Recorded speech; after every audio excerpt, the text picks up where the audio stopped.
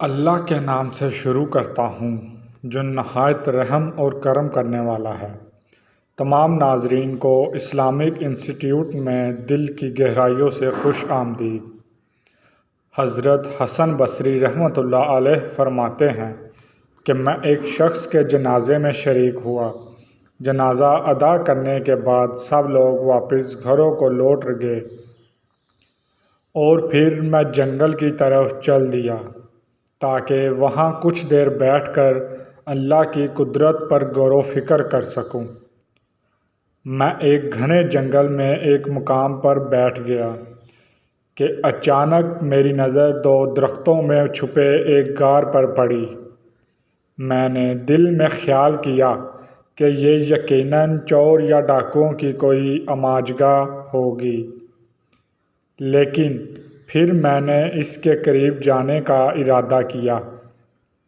میں نے سنبھلتے ہوئے آگے بڑھنا شروع کر دیا اور پھر جب میں غار کے قریب پہنچا تو کیا دیکھتا ہوں کہ اندر ایک نورانی صورت والا شخص عبادت کر رہا ہے۔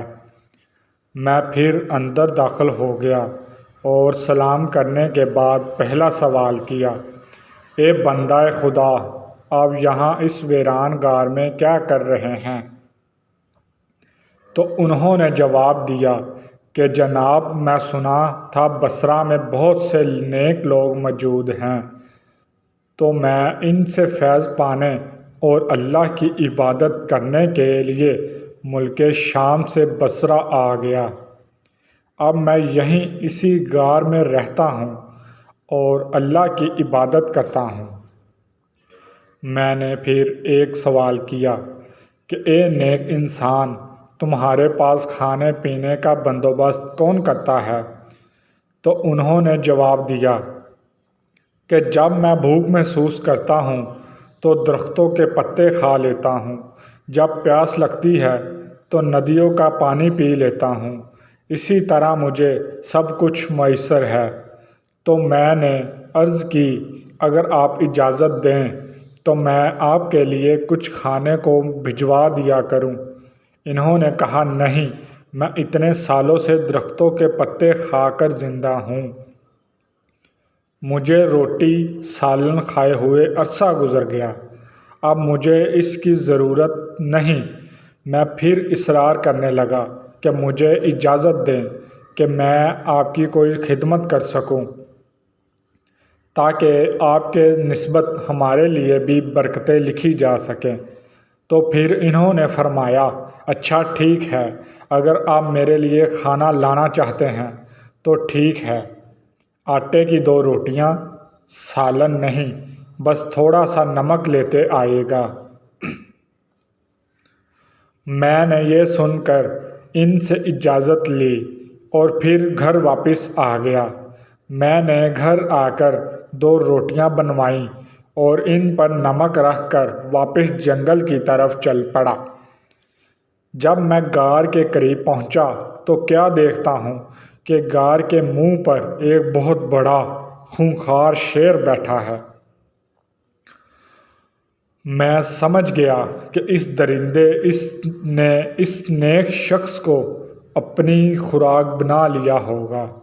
مجھے بہت دکھ ہوا، لیکن پھر بھی میں اپنی تسلی کے لیے ایک اونچی جگہ پر چڑھا جہاں سے غار کا اندرونی حصہ دیکھا جا سکے۔ جب میں نے اندر دیکھا تو میں بے حد خوش ہوا کہ وہ نوجوان اندر ٹھیک ٹھاک محفوظ تھا اور نماز ادا کر رہا تھا۔ میں نے آواز بلند کر کے کہا، اے میرے بھائی، آپ عبادت میں اتنے مصروف ہیں کہ آپ کو باہر کی دنیا کی کوئی خبر ہی نہیں۔ تو انہوں نے سلام پھیرنے کے بعد مجھ سے سوال کیا، اے اللہ کے نیک بندے، آپ کس بنا پر مجھے ایسا کہہ رہے ہیں؟ آخر ہوا کیا ہے؟ پھر میں نے جواب دیا کہ غار کے منہ پر ایک بہت ہی بڑا شیر گھات لگائے بیٹھا ہے۔ تو انہوں نے جواب دیا کہ بہتر ہوتا کہ آپ اور ذات سے خوف کھاتے کہ جس نے اس شیر کو پیدا کیا ہے نہ کہ شیر سے۔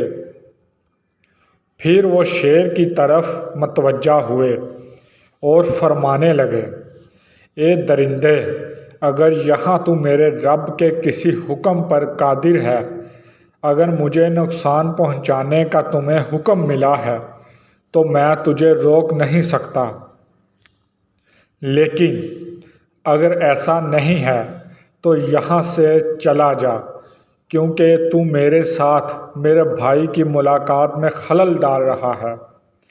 ابھی اس بندے کی بات مکمل نہ ہوئی تھی کہ وہ شیر پھر وہاں سے ایسا بھاگا جیسے اسے اپنا شکار نظر آ گیا ہو، اور پھر میں اس غار کے اندر پہنچا تو ان کے سامنے کھانا پیش کر دیا کہ جو اپنے جیسا فرمایا تھا وہ حاضر ہے، تو میں نے جو کی روٹیاں تھال میں رکھ کر ان کے سامنے پیش کر دیں۔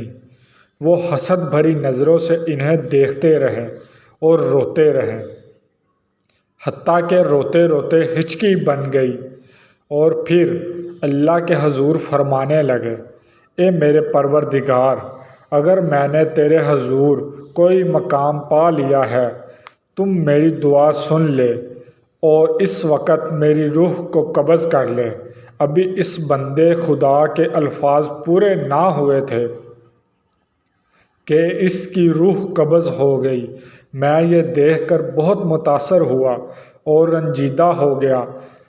پھر میں شہر واپس آیا اور کچھ نیک بندے اپنے ہمراہ لیے کہ ہم اس سب مل کر اس دوست کی تدفین کر دیں، اور ایک بار پھر ہم اس کے غار میں پہنچے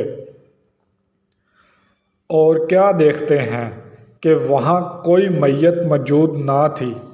ہم نے ہر جگہ تلاش کیا لیکن ہم کو میت کہیں نہیں ملی۔ سبحان اللہ، سبحان اللہ، کیا شان ہے اس رب کی اور اس کے نیک بندوں کی۔ میرے محترم اور عزیز دوستو، آپ نے کئی بار سنا ہوگا اور اللہ پاک بار بار فرماتا ہے اور حدیث میں بار بار بیان ہوا ہے کہ یہ دنیا کھیل تماشا ہے، یہ دنیا ایک دھوکے کا گھر ہے، یہ دنیا دھوکے کے سوا کچھ نہیں۔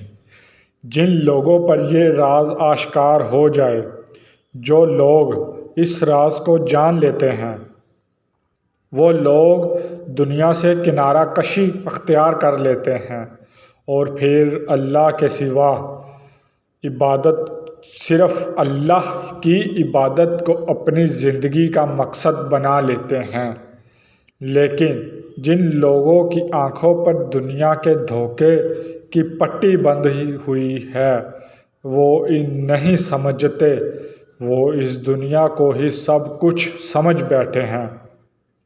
لیکن میرے دوستو، یاد رکھیے، بہت جلد اس دنیا کی ہر چیز نے ختم ہو جانا ہے۔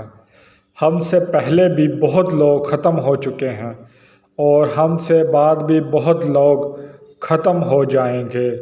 یہ سلسلہ قیامت تک ایسے ہی جاری رہے گا اور پھر آخر کار قیامت میں سب کچھ ختم ہو جانا ہے۔ اس کے بعد ہماری زندگی شروع ہو جائے گی جو کہ حقیقی زندگی ہے۔ میرے بہت ہی عزیز اور محترم دوستو، اپنی حقیقی زندگی کو بہتر بنائیں، اللہ تعالیٰ کی عبادت کیجیے، اس دنیاوی دھوکے میں مت پڑیے، اور میں امید کرتا ہوں کہ یہ ویڈیو آپ کو پسند آئی ہوگی۔ اگر پسند آئے تو لائک اور شیئر ضرور کر دیجیے گا تاکہ ہماری آنے والی ویڈیو آپ تک ضرور پہنچ سکے۔ شکریہ۔